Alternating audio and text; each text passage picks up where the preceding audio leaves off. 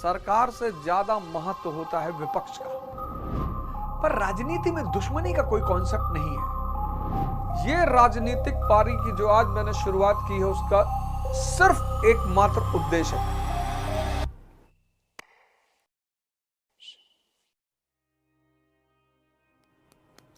यार देखो, जब भी तुम कुछ काम करते हो तो तुम्हारे बहुत सारे लोग समर्थक होते हैं, बहुत सारे लोग विरोधी होते हैं। जिनके इंटरेस्टों को तुम पूरा करते हो वो तुम्हारे समर्थक हो जाते हैं, जिनके इंटरेस्टों को तुम नुकसान पहुंचाते हो वो तुम्हारे विरोधी हो जाते हैं। पर राजनीति में दुश्मनी का कोई कॉन्सेप्ट नहीं है। अटल बिहारी वाजपेयी ने एक बार नेहरू जी को हिटलर कह दिया था, रिजाइन कर दिया था। मतलब मैं तो बहुत हैरान हूं कि जिस तरह से अच्छे अच्छे नेता मुझ पर हमला कर रहे हैं, तो मुझे लगता है यार मेरी व्यक्तिगत दुश्मनी तो विचारधारा है। आपकी अपनी विचारधारा है, हमारी अपनी विचारधारा है, और ये जनता तय करेगी कि उसको किस विचारधारा पर रहना है। हम तो फाइनली किसके पास जाएंगे? जनता के पास जाएंगे कि साहब हम भी आपके सामने खड़े हैं, ये भी आपके सामने खड़े हैं, तो we the people of India solemnly resolve, वो जनता डिसाइड करेगी। लेकिन फिर भी भगवान सबका भला करे। मतलब मैं तो एकदम एक अलग, हमसे आज लोगों ने कहा भैया क्लास लोगे? मैंने कहा क्लास ही लेना है। ये राजनीतिक पारी की जो आज मैंने शुरुआत की है उसका सिर्फ एकमात्र उद्देश्य है शिक्षा का पुनरुद्धार। भारत महान था जब तक्षशिला और नालंदा जैसी यूनिवर्सिटियां थी हमारे यहां। चाणक्य जैसे एल्यूमिनाई निकलते थे तक्षशिला से। कोई भी परिवार, कोई भी समाज, कोई भी राष्ट्र तब तक शक्तिशाली नहीं हो सकता जब तक उसकी शिक्षा अच्छी नहीं होगी। अरे नहीं, पढ़ाना कैसे, रूट से कभी नहीं हटना चाहिए। जो तुम्हारे रूट्स है ना, उस रूट्स को कभी नहीं छोड़ना चाहिए। मेरे जीवन की शुरुआत पढ़ाई से हुई, पढ़ाने से हुई, तो ये तो नहीं छोड़ेंगे। ये तो मेरा समझौता है कि पढ़ाना तो किसी कीमत पे नहीं छोड़ेंगे, पढ़ाना ही है। दुनिया में सब काम कर सकते हैं, पढ़ाना नहीं छोड़ सकते। देखो तुम लोग स्टूडेंट्स हो, तुम्हें तो वैसे भी पढ़ना ही है। मैं और जहां भी तुम्हें लगे कि ये बात मुझे समझ में नहीं आ रही है, you all have the right to raise your hand. It's like a parliament,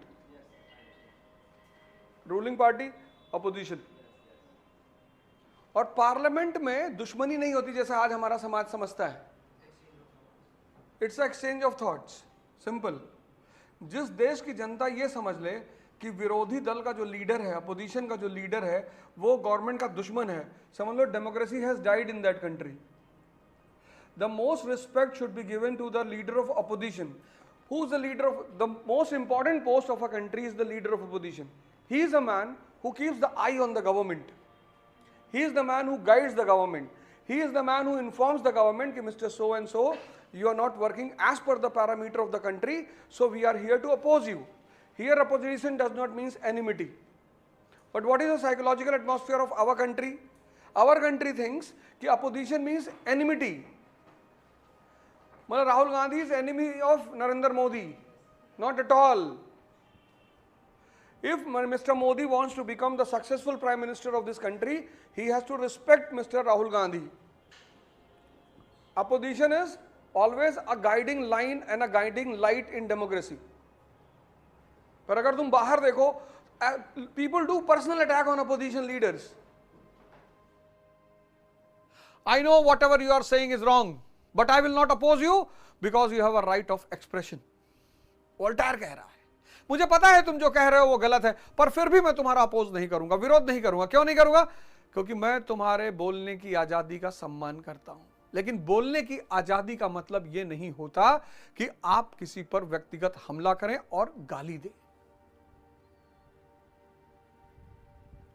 आज भी अगर भारत में आप देखो, आज भी जितने लोगों पर कार्रवाइयां होती हैं वो लोग हैं जो किसी पर व्यक्तिगत हमला करते हैं। भाई मोदी जी ने मेरा क्या बिगाड़ा है?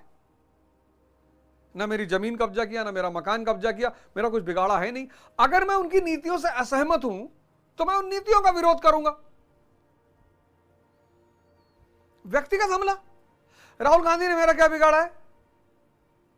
और प्रजातंत्र में सरकार और विपक्ष दोनों एक दूसरे का पूरक हैं। इस देश की जनता समझ ही नहीं पा रही है, विपक्ष को दुश्मन मान रही है।